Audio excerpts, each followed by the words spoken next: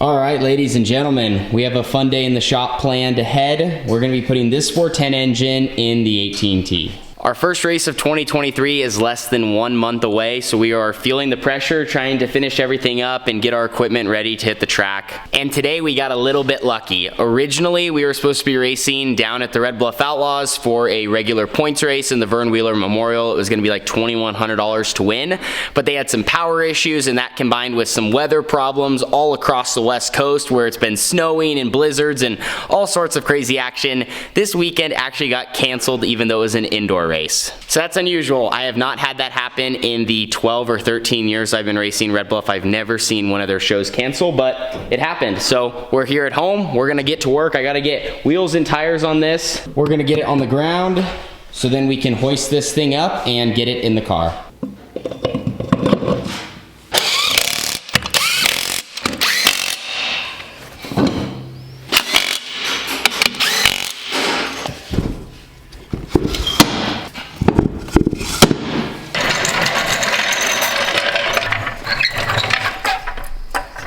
Time to set her down.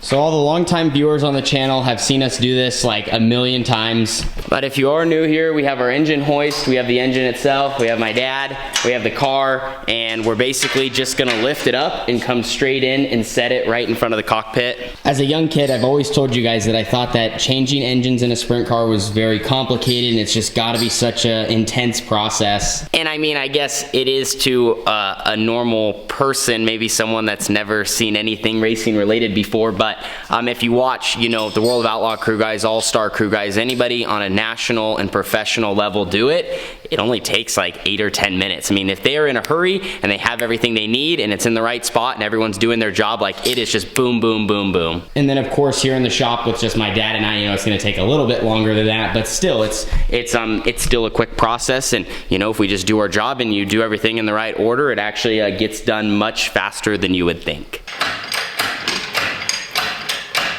Before we go any higher, gotta take the engine stand off.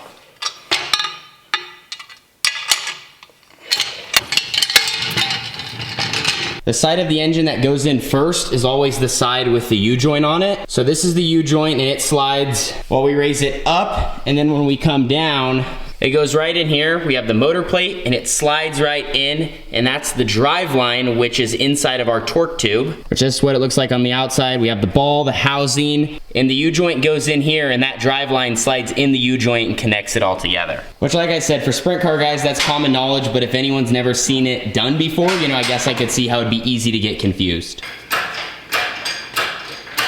Here, let me get that. Let me get the jack, and let me go like this. Why do you want to jack it up there? I should lift the front up. Not gonna work.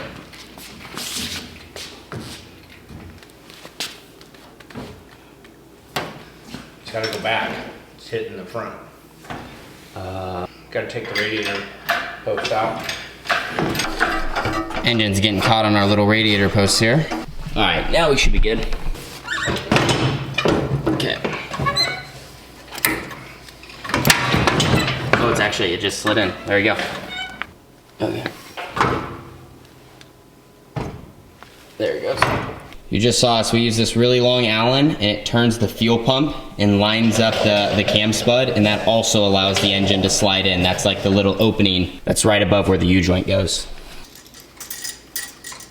Once you get a bolt started, you're looking pretty good. There's not really any chance the engine's gonna back out once you get at least like one on each side.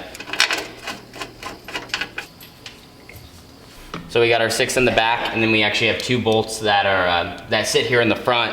And they have little eccentrics because there's multiple holes that you can go in depending on if you want your engine to sit flat or angled up or angled down. I think it's already lined up. Let's see. Down or up? That's good. Wow. That was impressive for the first time of the year. So I'm not a pro myself, I would say, but my pro tip would be to never tighten, or I guess you can, every car is probably a little bit different, but we never tighten our bolts in the back. First, we try to get all 8 of them in, the 6 in the back and the 2 in the front, and then tighten them up, because it's much easier, because it's easy once stuff gets snugged to be fighting it, and it's a lot more difficult to move each corner around. These 2 in the front were actually pretty easy, and overall, none of them really gave us any trouble.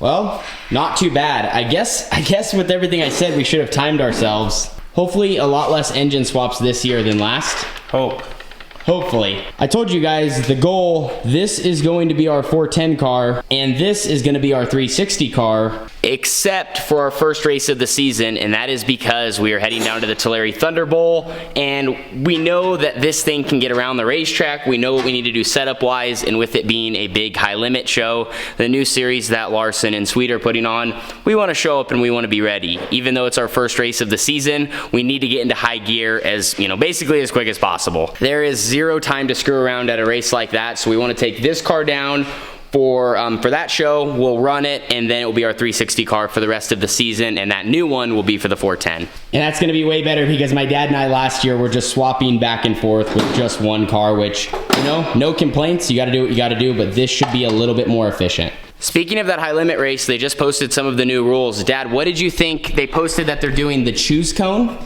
at all high limit shows, just like they kind of did at Red Bluff, where they put the cone out and then you pick high or low.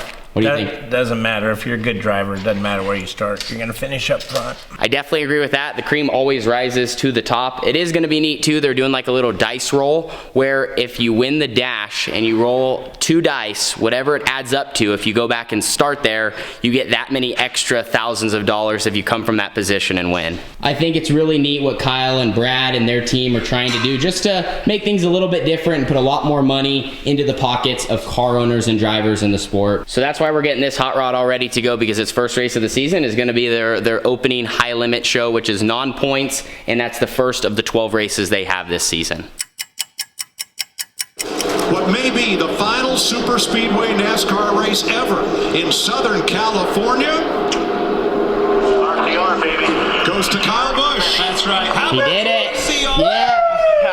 We're here in the race shop, guys, and Kyle Busch, second night out with RCR, gets the job done. It's actually pretty cool. I don't talk about NASCAR too much here on the channel, but I'm such a big Kyle fan, and to see him go to a new team, had to include this on this week's content. So cool. This is a great example, kids, of never giving up. Kyle had such a tough season last year, lost his ride, lost his sponsorship, technically was fired, and looked like maybe his NASCAR career might be dwindling down the drain. Went to another team, they meshed quickly, got to victory lane, and I think he's in for a really good year.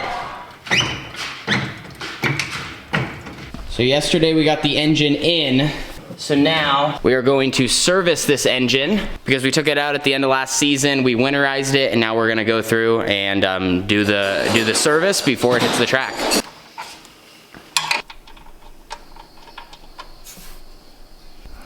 Always check your drain plug. Make sure there's no pieces of metal.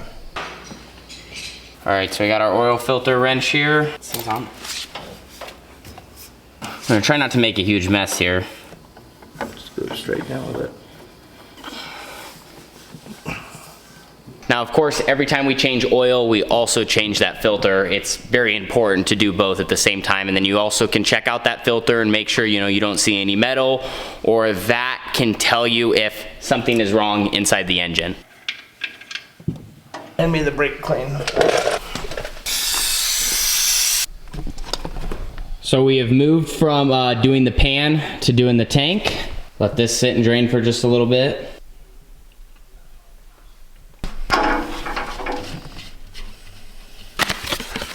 This is how we do it in the shop. New filter.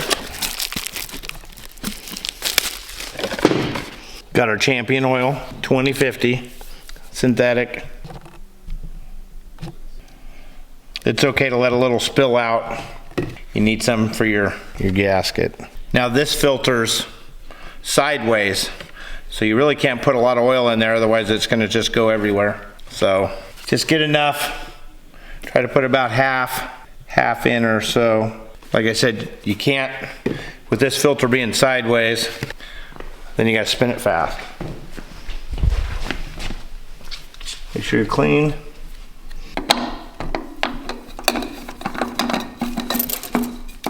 Just like that. Look at that, didn't spill a drop.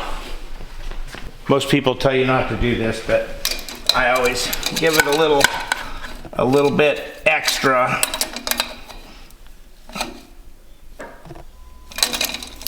About a half. Make sure it's on there. Put the filter lock back on. Line it up. That's in case that half a turn comes out. Never had it happen. That's it. So that didn't come off. Now we're ready to fill it with oil.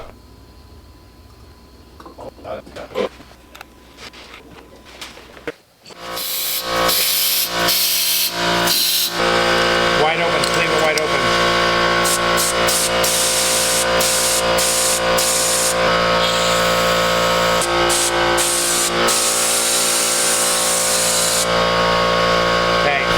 Okay, now what are you doing? Just making sure everything works, everything's lubed up. Spray some WD-40 through all the lines. You saw when he did that, they were coming out the nozzle, or the nozzle lines here. Okay, everything's good.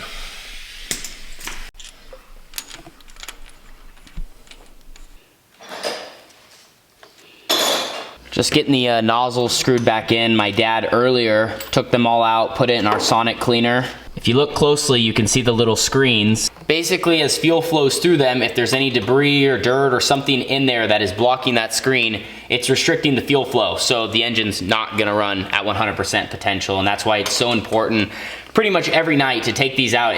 At minimum, check them, but take them out, clean them, and put them back so you know, you can have maximum fuel flow through there and get the engine running at all the horsepower you need.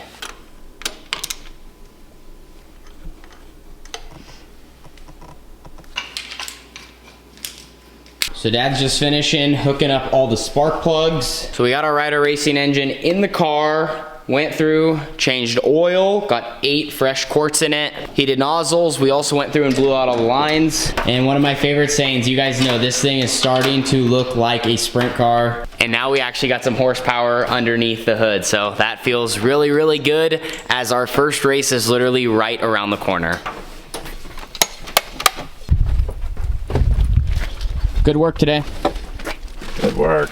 Got a lot done. Got a lot done. Just leaving the garage right now. That's gonna end today's video. Thank you guys so much for watching and hanging out with us as we prepared our 410 car for its first show. And if you guys would like to ride along with us for this journey in 2023 and help us reach 100,000 subscribers, please hit that red subscribe button. We have plenty of action coming your way and we're excited for you to ride along with us. Deuces.